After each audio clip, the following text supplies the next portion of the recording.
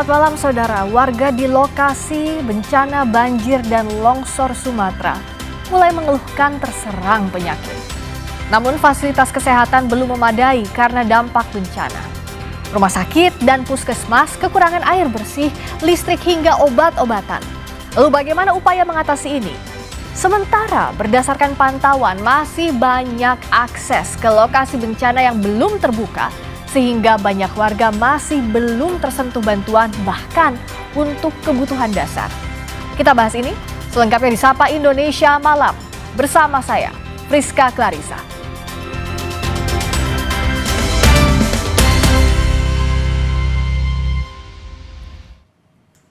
Warga terdampak bencana asal Bener Meriah Aceh harus berjalan kaki 1 jam menuju Biren demi mendapatkan beras untuk makan keluarga.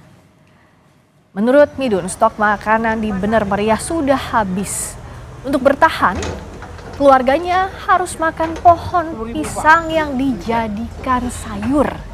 Dan demi keluarganya, Midun berjalan kaki 1 jam menuju Biren dan menyeberangi jembatan Sling untuk mencari beras.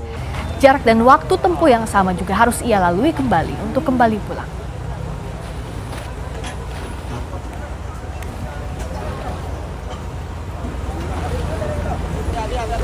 Anak-anak menipis, Pak, di sana. Bukan menipis, lagi habis. Lagi habis, Pak. Habis. Ini Bapak nyebrang ke sini untuk beli makanan atau gimana? Untuk makan. Sekarang ini menebang pisang di sana malam sekarang. Siang nggak dikasih, malam baru. Jadi Bapak keluarga di sana semua, Pak? Di sana, nggak mulu. Keluarga gimana, Pak? Sehat nggak atau gimana? Ya, cuma beras yang nggak ada makanan. Sudah 3 hari warga tak makan nasi pasca banjir bandang dan longsor menerjang dataran tinggi Gayo, Kabupaten Aceh Tengah. Demi mencari beras, warga jalan kaki sepanjang 4 hingga 8 km mencari beras dan bahan makanan lainnya. Sebab akibat banjir dan longsor, jalan utama penghubung antar kecamatan hancur dan kini hanya bisa dilalui dengan berjalan kaki. Bahkan untuk sampai ke pasar, warga terpaksa menerobos sejumlah titik longsor melewati hutan dan bukit yang terjal. Berapa hari nggak makan? Jalan kaki ya, Bang? Jalan, Bang. Udah berapa kilometer Bang jalan kaki? Sekitar 3-4 nih, Bang. 4 atau 3. Ini kemari cari apa, Bang? Cari beras, Bang. Beras. Udah 2 hari nggak ada beras, Bang. Minta-minta, Bang, kan sama tetangga kan. Ambil beras. Ambil. Ini derma beras sedikit untuk keluarga saya itu. Beli ya? Enggak, beli pun beli. Mau dia kasih. Kamu cari beras dari keluarga ya? Kalau 3 hari enggak makan. Udah 3 hari nggak ada bantuan, Pak ya? Memang logistik dah susah di sana ya? Susah. Pak, apa yang Bapak harapkan dengan kondisi seperti ini mungkin dari pemerintah? Nggak ada, harap kopi ada, harga nggak ada. Cabai ada, harga nggak ada. Ratusan warga di puluhan desa di Kecamatan Sitahuis, Tapanuli Tengah masih terisolasi. 10 hari setelah bencana longsor, mereka harus menjemput bantuan dengan berjalan kaki melewati longsor. Ya, begitu jauh ketempuan jalannya. Berkilo-kilometer biar bisa makan. Ratusan warga dari Tapanuli Tengah menempuh perjalanan cukup berat untuk menjemput bantuan ke Tapanuli Utara. Daerah mereka yang masih terisolasi belum bisa mendapat penyaluran bantuan. Adapun bantuan dari udara yang dijatuhkan jumlahnya sangat minim.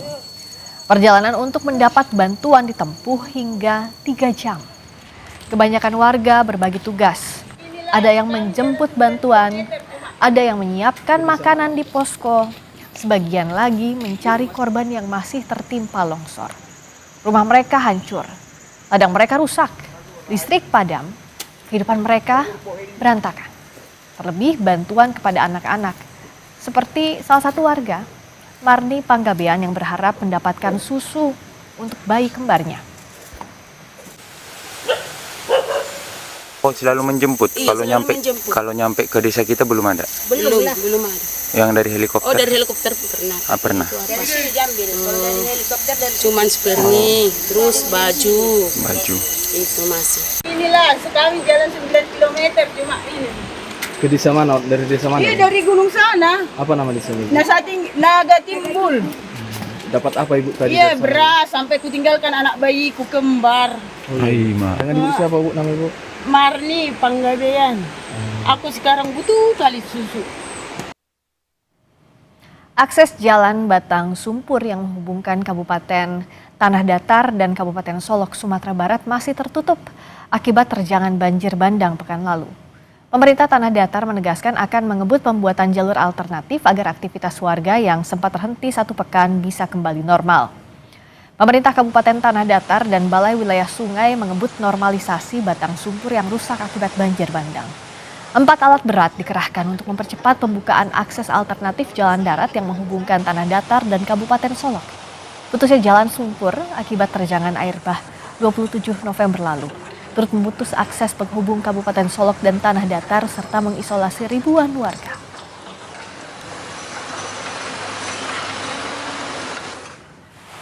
Pembukaan akses jalan di Kabupaten Agam, Sumatera Barat terus dikebut untuk bisa memenuhi kebutuhan logistik warga di daerah terisolasi. Untuk sementara waktu, di tengah keterbatasan alat, akses jalan dibuat secara darurat. Untuk mempermudah jalannya penyaluran bantuan, sejumlah jembatan darurat dibuat dengan menggunakan kayu gelondongan sisa banjir. Dengan adanya jembatan akses jalan darurat, saat ini masih terdapat 3 titik terisolasi dari sebelumnya 12 titik di Kabupaten Agam. Pemkab Agam menyebut saat ini terdapat 20 unit alat berat untuk melakukan proses pembersihan kawasan dan pembukaan akses jalan ke daerah terisolasi. Untuk memaksimalkan proses pembersihan dan pembukaan akses jalan, Bupati Agam, Beni Warlis menyebut setidaknya diperlukan 30 alat berat. Yang penting sekarang adalah tempat yang terisolasi. Nah, itu yang masalah kita. Dari hari ke hari sekarang semakin terbuka. Hari ini Matur sudah bisa dilewati. Jadi Matur tidak isolasi lagi. Jadi sudah bisa kita melalui darat kan, isolasi. Kemudian nanti masuk ke Pelembayan.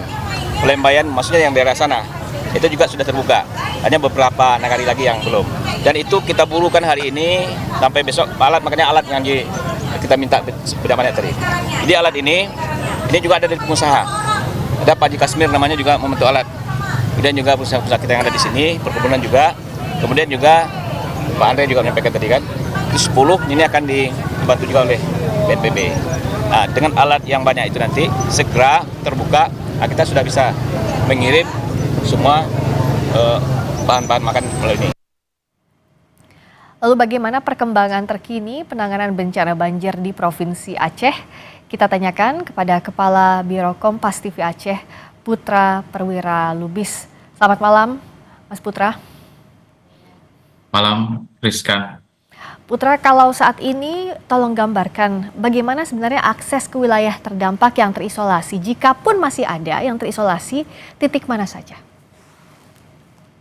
Baik, Rizka, sebelum jawab itu saya coba memberikan gambaran dulu konteks bahwa untuk daerah-daerah terdampak di Aceh. Jadi dalam diskusi-diskusi redaksi kita mencoba memilah 4 klaster lokasi yang terdampak bencana. Kita coba klaster bagian utara itu di situ ada daerah terdampak seperti Pidi Jaya gitu. Baru di bagian timur itu ada Aceh Utara, Lok Semawe,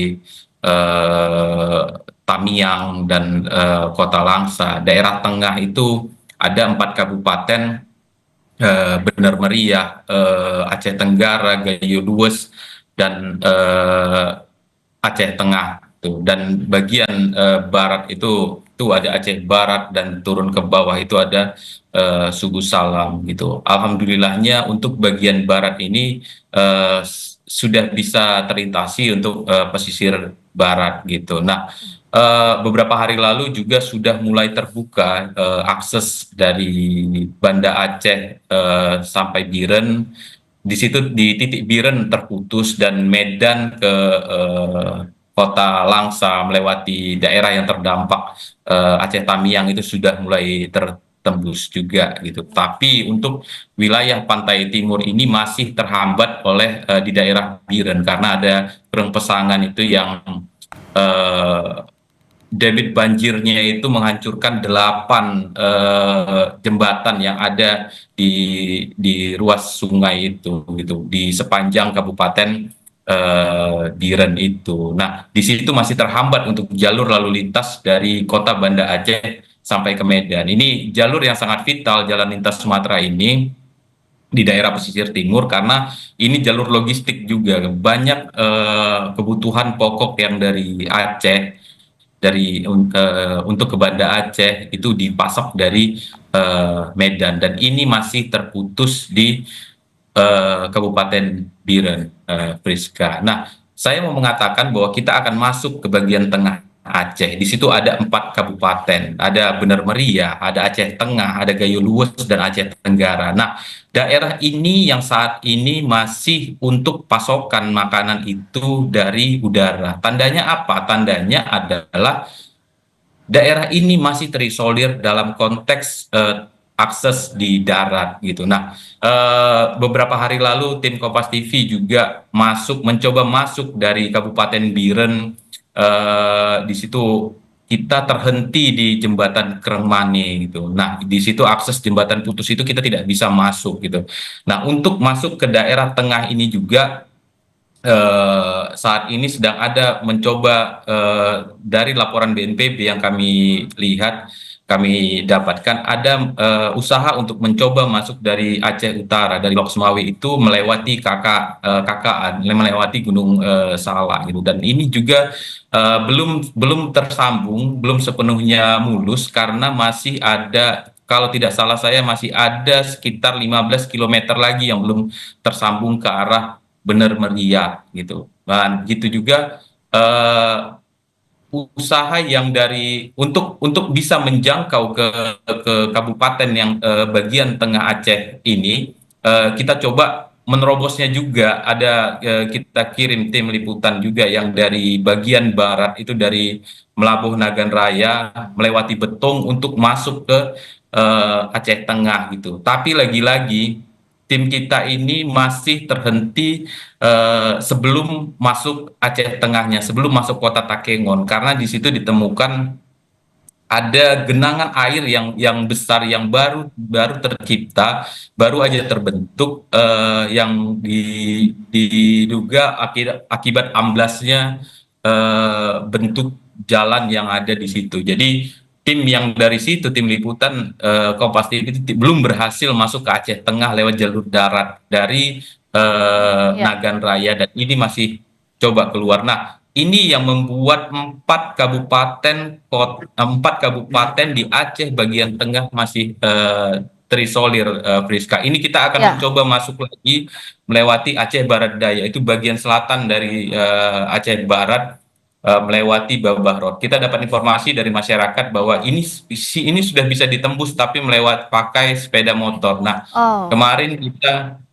masih mencoba menembusnya, dan ini tim liputan kita Raja Umar masih belum dapat akses sinyal, karena itu daerah itu harus membelah Bukit Barisan, Priska. Inilah yang kita coba bagaimana menjangkau informasi ke daerah 4 kabupaten yang masih terisolir itu, Priska. Tapi sejauh ini pemerintah daerah ataupun pemerintah pusat apakah sudah punya atensi khusus memang di Aceh Tengah misalnya? Tadi ada warga harus jalan jauh sekali untuk mencari beras dan tidak ketemu juga.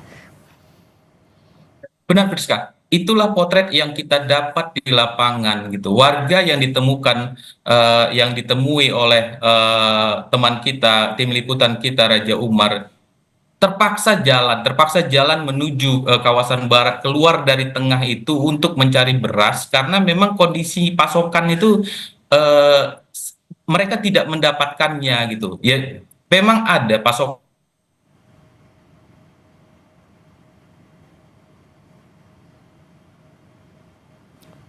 gitu. 4 kabupaten yang ada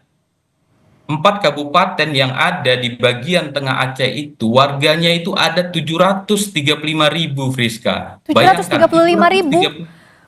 Benar, Friska. Saya dapat datanya itu, bahwa kalau misalnya kita hitung 4 kabupaten itu, Aceh Tengah itu warganya 230.000, Bener Meriah itu 709.000, Gayo Luwes 106.000, Aceh Tenggara 220.000. Nah, pertanyaannya, apakah sanggup jalur udara itu untuk memasok kebutuhan pokok untuk total itu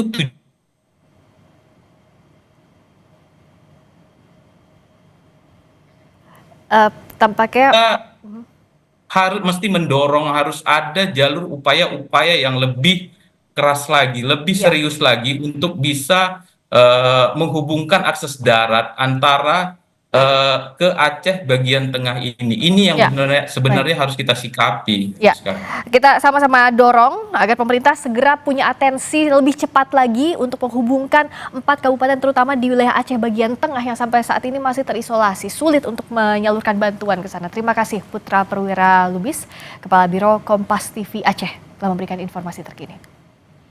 Terima kasih. Berikutnya saudara, kami kembali dengan informasi layanan kesehatan di sejumlah wilayah di Aceh lumpuh total akibat bencana yang melanda Sumatera. Puskesmas terendam lumpur, obat-obatan terbatas dan alat kesehatan yang terendam lumpur belum bisa dibersihkan. Kita akan bahasnya usai jeda, sejauh mana kesiapan pemerintah membuka fasilitas kesehatan secara optimal pasca bencana. Tetap di Sapa Indonesia Malam.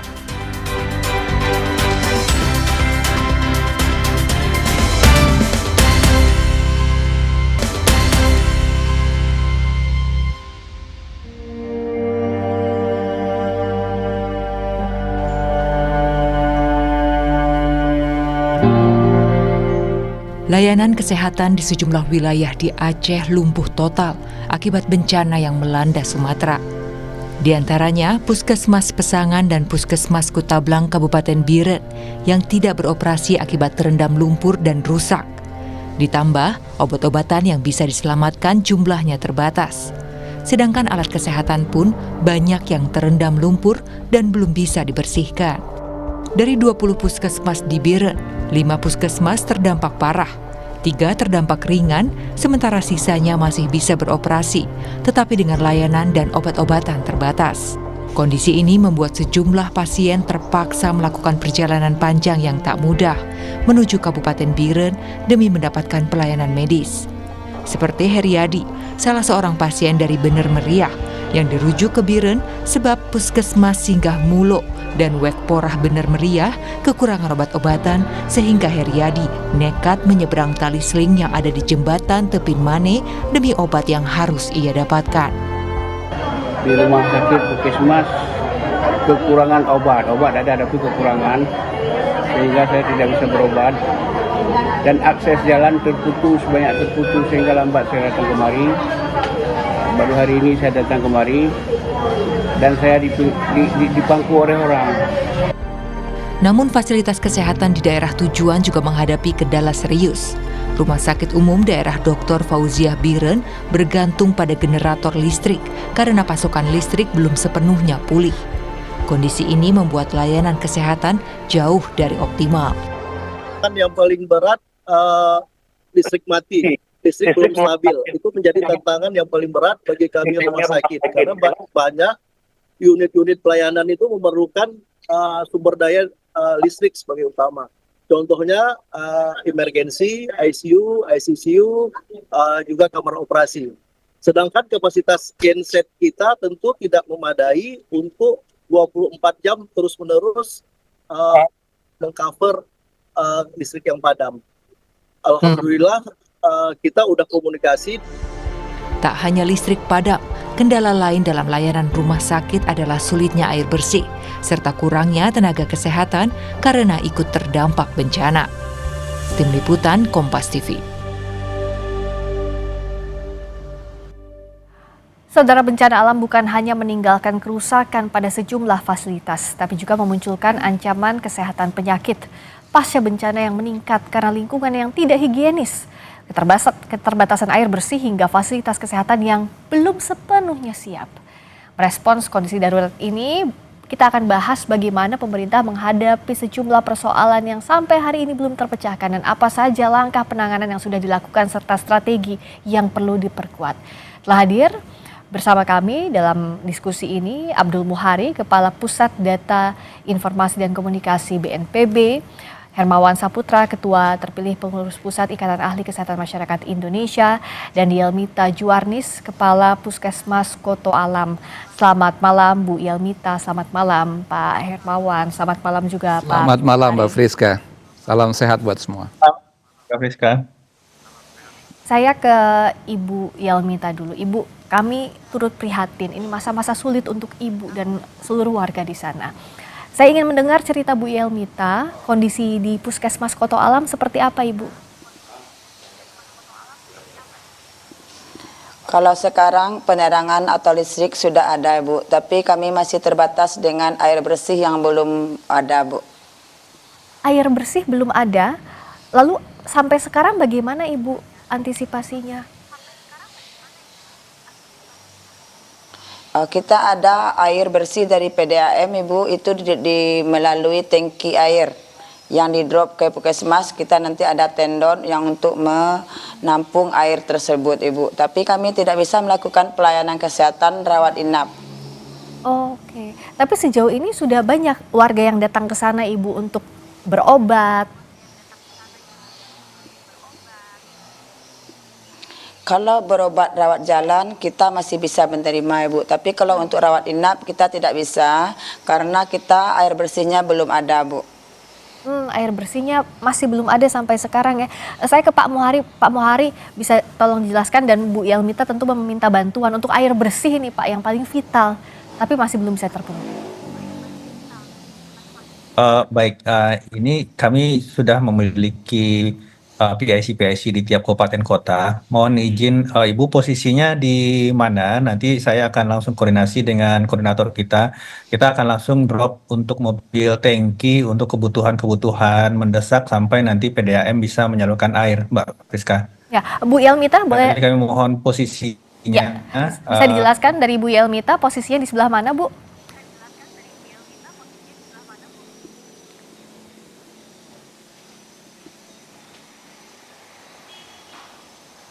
Bu Yelmita, tadi Pak Abdul Muhari bertanya kalau posisi tepatnya Puskesmas Koto Alam ini di sebelah mana, Ibu? Lokasi titik pastinya, Bu?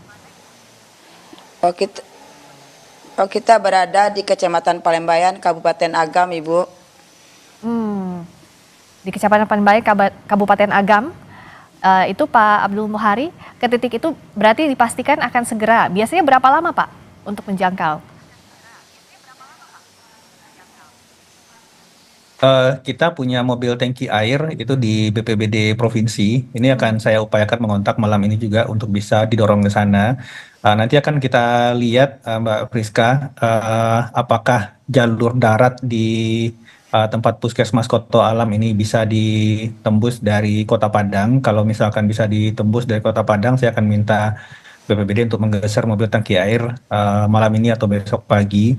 Sekiranya tidak bisa ditembus dari sisi Kota Padang, nanti kita akan lihat apakah bisa ditembus dari Kota Bukit Tinggi. Nanti saya akan melihat apakah ada ketersediaan stok mobil tangki di situ untuk bisa kita geser dulu ke Puskesmas Kota Alam, Mbak Friska. Oh baik, terima kasih Pak Muhari. Langsung ditindaklanjuti antara malam ini atau besok, semoga bisa ditempuh lewat jalur darat. Bu Yelmita, bisa diceritakan selain tadi air bersih, apa saja kebutuhan yang paling urgent saat ini, Bu, yang paling vital yang ditunggu? Air bersih itulah, Bu. Kalau obat-obatan kita udah cukup. Kalau untuk masyarakat yang belum terjangkau oleh sarana kesehatan atau pelayanan kesehatan, kita udah drop semuanya. Kayak hari ini, Bu, kami udah ada dari ID, kemudian dari RSUPM Jamil. Kita ada tim yang turun untuk menjangkau masyarakat yang ada di wilayah kerja kami, Bu, yang terisolir. Alhamdulillah semua masyarakat sudah terjamah dengan fasilitas kesehatan, Ibu. Untuk akses menuju Puskesmas Koto Alam bisa ditempuh lewat mana saja, Bu? Sejauh ini akses yang masih terbuka pasca bencana? Kalau akses kita udah bisa lewat motor dan mobil udah bisa, Bu, tapi agak jalannya berlumpur. Oke. Dengan kondisi ini Pak Muhari bisa di-drop, Pak, sejauh ini berarti ya?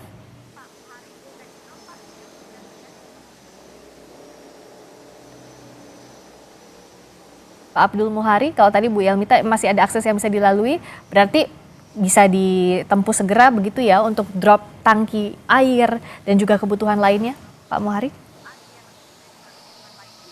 Oh, tampaknya ada kendala komunikasi, nanti kita perbaiki dulu. Tim silakan. Saya akan turun ke...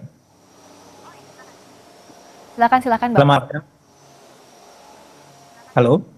Ya, sudah terhubung kembali. Silakan Pak Muhari. Ya, selama masih bisa ditempuh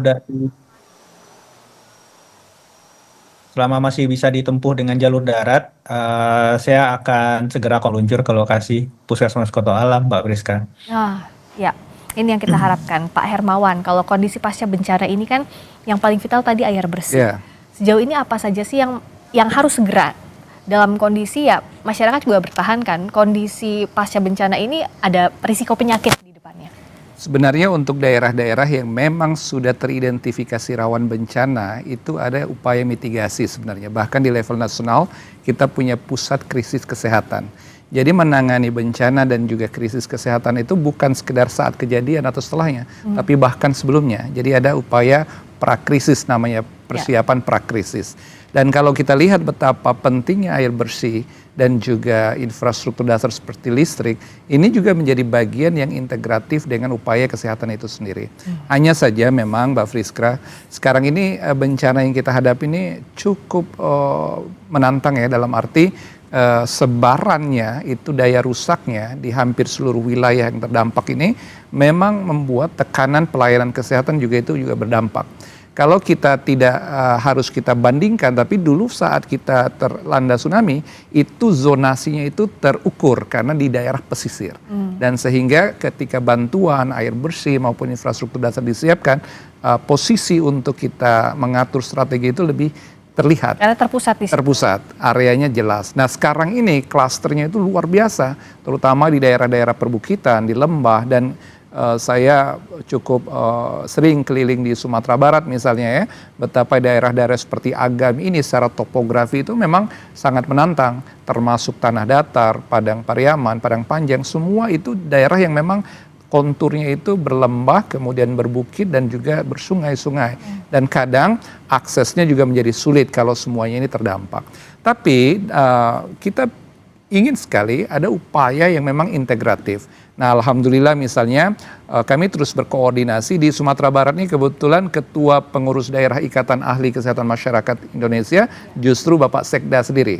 Nah sehingga upaya kami untuk melakukan mitigasi yang sifatnya rescue, bantuan, ini seiring sejalan juga dengan konsolidasi daerah-daerah. Nah yang paling penting sebenarnya memang saat ini yang paling diperlukan itu bukan dari nakesnya semata, tapi juga keterlibatan seperti BNPB, kemudian juga BPBD dan juga seluruh stakeholders lain, dan SDM semuanya juga dibutuhkan. SDM nakes, karena selama ini kan kalau kita bicara koordinasi kebijakan dan penanganan daerah itu mengandalkan dinas kesehatan. Ya. Tetapi begitu banyak daerah-daerah dengan skala luas yang luar biasa, maka terjadi tekanan terhadap sumber daya kesehatan. Itu sebab kita butuh memang mobilisasi. Saya salut pada Kementerian Kesehatan, khususnya Wakil Menteri Kesehatan ada Dr. Beni Oktavianus. Saya sudah diskusi 2-3 hari yang lalu, beliau turun langsung lapangan ke Aceh dan seterusnya, segera mengonsolidasikan. Tetapi respon ini kita anggap ini harusnya kita bisa perkuat lagi.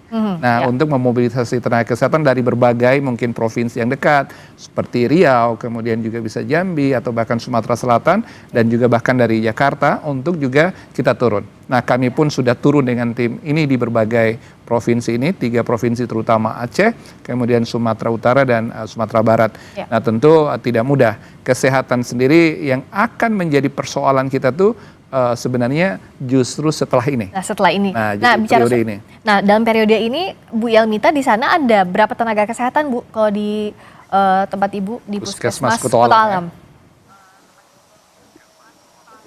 Ya kami semuanya Bu lebih kurang 50 orang Bu. Oh 50 orang ya di sana. Nah 50 orang itu saat ini apakah kondisinya cukup, penyebarannya seperti apa Bu, pembagian tugasnya dalam kondisi bencana ini?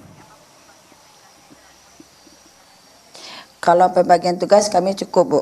Lagian kami juga dibantu oleh 23 puskesmas yang ada di Kabupaten Agam, nanti dipiket-piketkan sesuai dengan jadwal yang diberikan oleh Dinas Kesehatan Ibu. Oh, jadi kita bersyukur secara tenaga di sana cukup, tapi tadi ya belum bisa pasien rawat inap karena belum tersedia air bersih dan listrik juga di Puskesmas Koto Alam. Bu Yelmita, karena ada Pak Abdul Muhari di sini, apa yang ingin disampaikan Bu agar penanganan Ibu di lapangan bersama nakes itu bisa berjalan lebih baik lagi, bisa menerima lebih banyak lagi pasien?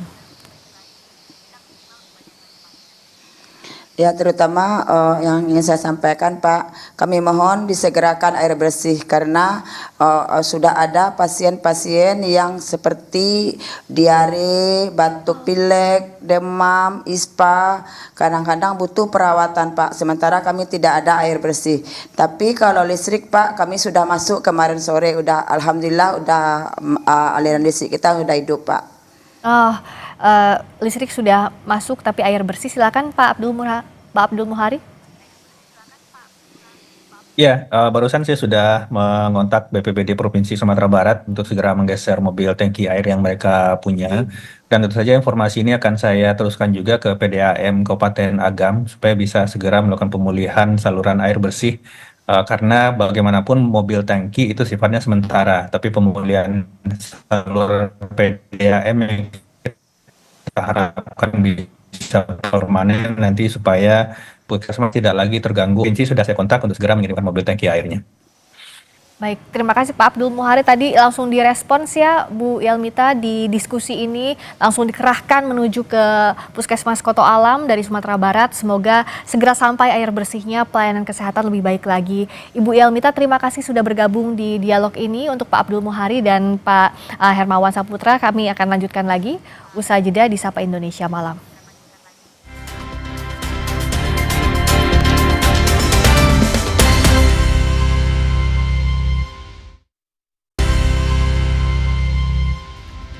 Masih di Sapa Indonesia Malam, Kementerian Kesehatan memastikan percepatan perbaikan fasilitas kesehatan terdampak bencana. Berbagai upaya dilakukan agar korban bencana bisa tertangani. Wakil Menteri Kesehatan Benjamin Paulus Octavianus bilang 31 rumah sakit dan 156 puskesmas terdampak bencana banjir di longsor di Sumatera. Vaskes yang terdampak itu 31 rumah sakit, 156 puskesmas, dengan rincian Aceh 13 rumah sakit, puskesmasnya 122. Lalu Sumatera Utara 18 rumah sakit dan 22 puskesmas, dan Sumatera Barat 9 puskesmas. Nah, ini yang ditugaskan kepada kami ke sana melihat agar segera fasilitas kesehatan itu mana yang bisa beroperasi, mana yang sama sekali tidak bisa beroperasi, mana yang bisa segera kita tolong segera. Kita masih berbincang langsung dari Banda Aceh, ada Bapak Abdul Muhari, Kepala Pusat Data Informasi dan Komunikasi Kebencanaan BNPB, dan Pak Hermawan Saputra, Ketua Terpilih Pengurus Pusat Ikatan Ahli Kesehatan Masyarakat Indonesia. Pak Abdul Muhari, kalau sampai saat ini, mana saja daerah yang sudah terjangkau bantuan khususnya soal pelayanan kesehatan dan mana saja yang masih terhambat? Ya, Mbak Friska, hari ini kami di Provinsi Aceh itu ada satu progres yang sangat signifikan dalam hal pembukaan atau pemulihan kembali layanan kesehatan masyarakat. Pertama untuk RSUD di Aceh Tamiang. Aceh Tamiang ini kita ketahui salah satu daerah yang terdampak paling parah dan terisolasi dalam minggu pertama. Alhamdulillah kemudian jalur darat dari Medan via Langkat lalu ke Aceh Tamiang itu sudah terbuka 3 hari yang lalu. Tetapi permasalahannya adalah ada sekitar lebih dari 1.000 tiang listrik yang rusak yang dihantam oleh banjir bandang. Nah, PLN dalam mengupayakan optimalisasi agar layanan kesehatan masyarakat di RSUD Aceh Tamiang bisa segera dipulihkan, itu mengirimkan genset 100.000 watt untuk khusus dedikasi pada RSUD Aceh Tamiang.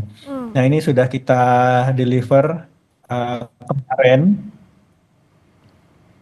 dan per hari ini RSUD sudah bisa kembali dipulihkan sambil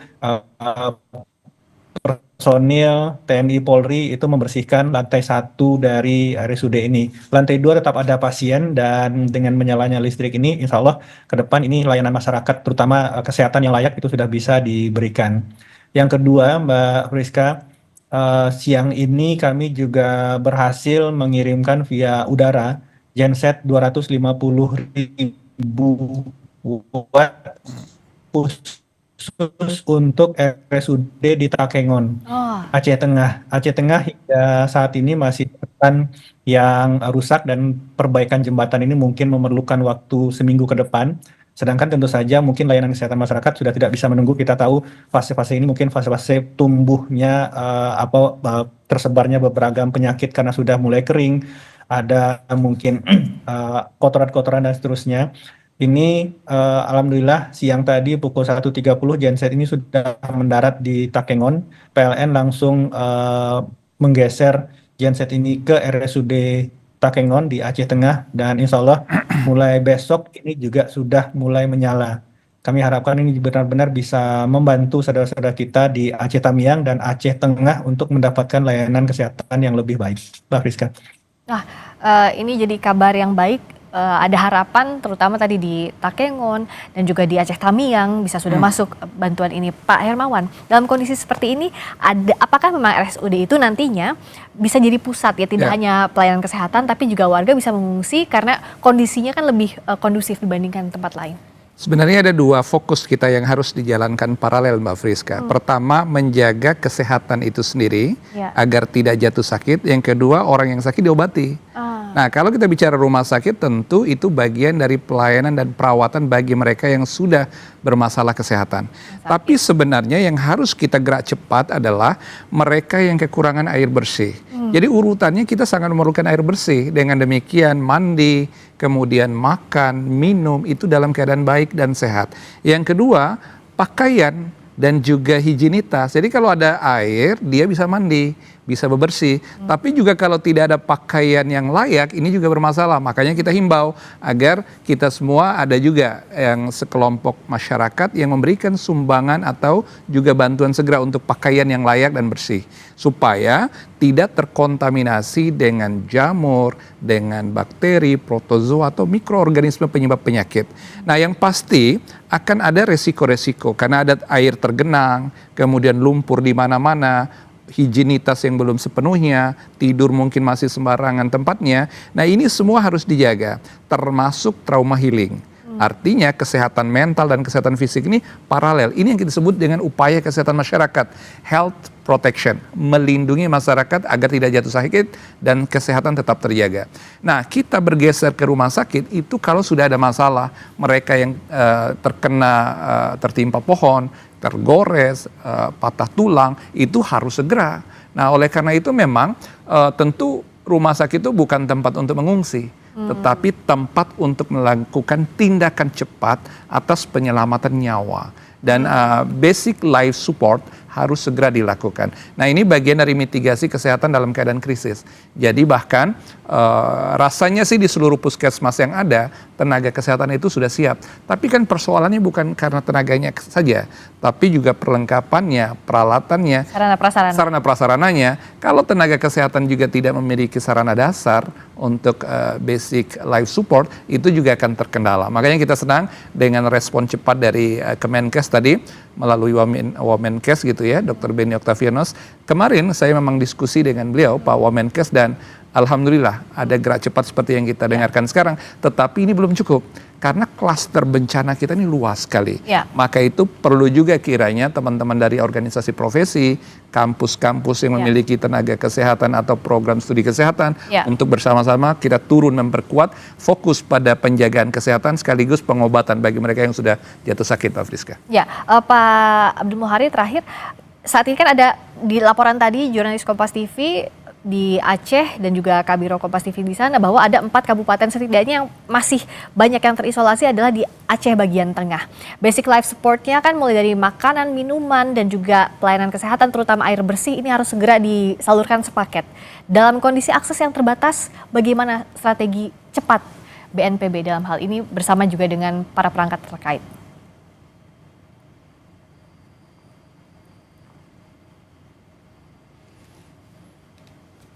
Di logistik di daerah-daerah yang saat ini masih terbatas akses daratnya. Ini ada 3 kabupaten, Mbak Friska, Aceh Tengah, Benar Meriah, dan Gayo Lues. Ini tetap kita optimalkan dorongan logistik via udara.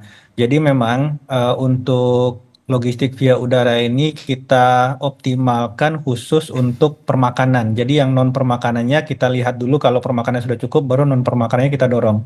Permakanan ini termasuk juga makanan siap saji tentu saja, kemudian vitamin, obat-obatan, bantuan Presiden sangat banyak khusus untuk vitamin dan obat-obatan ini, dan kemudian air bersih kemasan, air minum kemasan. Ini yang kita dorong. Memang tonase dari unit satuan udara ini terbatas ya, artinya tidak seperti tonase truk. Misalkan tonase truk itu bisa 10 hingga 15 ton, sedangkan tonase bantuan udara heli kita yang paling besar itu hingga 2,5 ton. Kalau yang heli kita rata-rata untuk ngejar titik-titik kantong pengungsi, bukan untuk dropping di tengah kabupaten, itu rata-rata 800 hingga 1 ton. Nah, ini kita coba optimalkan khusus untuk permakanan dan air minum kemasan. Nanti setelah misalkan seperti Aceh Tamiang yang sudah terbuka akses daratnya, baru dukungan kita sifatnya yang non permakanan. Misalkan salah satu yang paling penting Mbak Priska adalah tenda pengungsi, karena masih sangat banyak pengungsian terpusat. Ada pelayanan kesehatannya di situ, ada dapur umumnya di situ, ada toilet portable-nya di situ, ada layanan psikososialnya di situ. Jadi ini secara bertahap beriringan dengan pembukaan akses. Nanti kita akan atur lebih baik lagi. Saudara-saudara kita yang saat ini tidak memiliki tempat tinggal, ini akan kita atur dulu dalam satu tempat pengungsi sambil kita bangunkan hunian sementaranya. Ya, semoga ini bisa berjalan cepat, simultan di berbagai daerah karena tantangannya juga medannya sangat luas di bencana ini. Terima kasih Pak Abdul Muhari, Kapus Datin dan Komunikasi Kebencanaan BNPB. Terima kasih Pak Hermawan Saputra dari Ketua Terpilih Pengurus Pusat Ikatan Ahli Kesehatan Masyarakat Indonesia. Selamat malam, terima kasih banyak. Selamat malam, sehat selalu. Sehat selalu Pak Abdul Muhari dan kawan-kawan di lapangan. Berikutnya saudara, Sapa Indonesia. Terima kasih. Sapa Indonesia malam masih akan kembali dengan informasi lainnya. Tetaplah bersama kami. Bencana banjir Aceh, terutama di pedalaman Aceh Tamiang, Aceh Timur, dan Aceh Utara belum sepenuhnya tersentuh bantuan. Kita akan hadirkan informasinya sesaat lagi.